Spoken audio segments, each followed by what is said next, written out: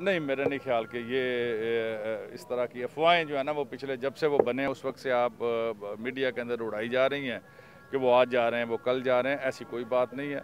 वो पूरी यकसुई के साथ, पूरी मेहनत के साथ, पूरी टीम को लेके, तमाम वज़रा के साथ लेके वो भरपूर तरीके से काम कर रहे हैं। अपोजिशन इल्ज़ाम लगा रही है कि हुकूमत नाकाम हो चुकी है, सारी टीम जो है परवेज़ मुशर्रफ की और पीपल्स पार्टी की बनाई जा रही है। इस हवाले से क्या मौक़िफ़ है? जी, अब मेरा ख्याल है कि अपोजिशन के दिन भी जो है गिने जा चुके हैं।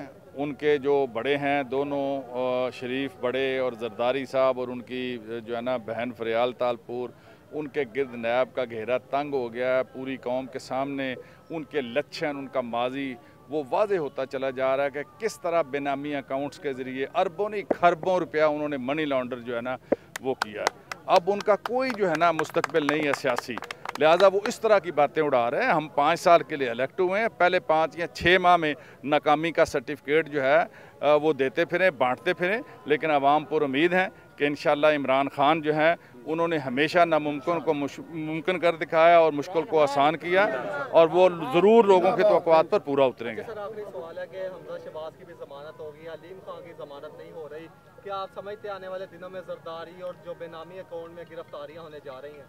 मेरा ख्याल है कि हमने हुकूमत ने बिल्कुल फ्री हैंड दिया हुआ है अक्रॉस द बोर्ड।